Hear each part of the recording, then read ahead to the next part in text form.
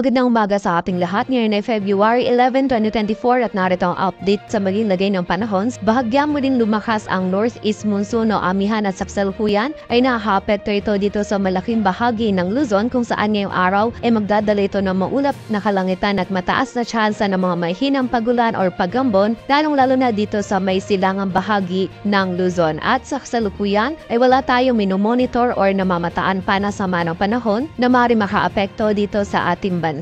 At para sa maging lagay ng panahon ngayong araw ng linggo, maulap na kalangitan at mataas na tsansa ng mga mahinang pagulan o pagambon ng mararanasan dito sa bahagi ng Cagayan Valley, Apayao, Aurora, Quezon at sa bahagi din ng Bicol Region dulot yan ng amihan. Sa nalalabing bahagi naman ng Luzon kasama na dyan ng Metro Manila ay magiging maaliwalas ang panahon at meron lamang tayo mga tsansa ng mga isolated na mga mahinang pagulan o pagambon na dulot ng amihan. At ngayong araw, nakita din natin na yung lagay ng dagat baybayin natin dito sa bahagi ng Northern Luzon ay magiging katamtaman hanggang sa maalon, lalo-lalo na yan dito sa may kanlurang bahagi ng Northern Luzon. Kaya pag-ingat po para sa ating mga kababayan na magalayag sa bahaging iyan. Agwat ang temperatura dito sa Metro Manila ay mula 22 to 31 degrees Celsius. Sa bahagi naman ng Visayas at Mindanao ngayong araw ay magiging mataas naman yung tsansa ng mga pag-ulan, pagkidlat at pagkulog dito sa bahagi ng Eastern Visayas, Caraga at Davao Region dulot yan ng easterlies. Dito naman sa bahagi ng Palawan, maging sa Western Visayas at Central Visayas ngayong araw ay makakaranas lamang tayo ng mga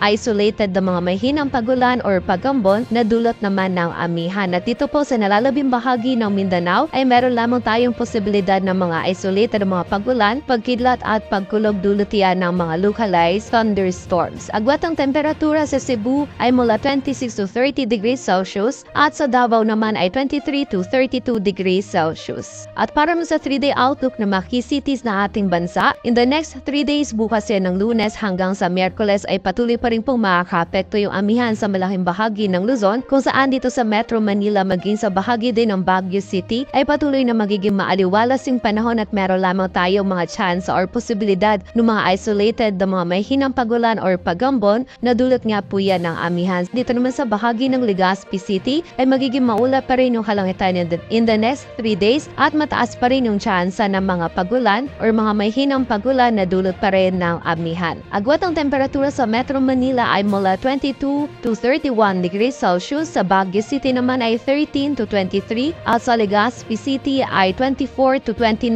degrees Celsius. Sa bahagi naman ng Visayas, in the next 3 days, ang Metro Cebu at Iloilo City ay patuloy din makaranas ng generally fair weather condition or magiging bahagi maulap hanggang sa maulap yung ating kalangitan. By Monday and Tuesday, meron lamang tayong tsansa ng mga isolated na mga may hinang pagulan or pagambon na dulot ng amihan. And by Wednesday naman ay meron tayong mararanasan or posibilidad ng mga isolated na mga pagulan dulot yan ng mga localized thunderstorms. So bahagi naman ng Tacloban City by Monday and Tuesday ay patuloy pa rin magiging maulap yung kalangitan at dahil nga po medyo mas lalakas yung amihan by Monday ay magiging mataas din yung tsansa ng mga pag-ulan dito sa bahagi ng Tacloban City. By Wednesday naman ay mababawasan na yung mga pag-ulan nito at magiging bahagi maulap hanggang sa maulap na yung ating kalangitan, ngunit meron pa rin tayong posibilidad ng mga isolated na mga pag-ulan dulot naman yan ng mga localized thunderstorms. Agwan ng temperatura sa Metro Cebu ay mula 24 to 31 degrees Celsius, sa Iloilo City ay 24 to 30 at sa Tacloban City naman ay 24 to 30 degrees Celsius. Sa bahagi naman ng Mindanao, partikular na yan dito sa Metro Davao, bukas ay magiging maulap pa din yung kalangitan at mataas din yung tsansa ng mga pag-ulan. And by Tuesday and Wednesday naman ay meron naman tayo mga tsansa pa din ng mga isolated na mga pag-ulan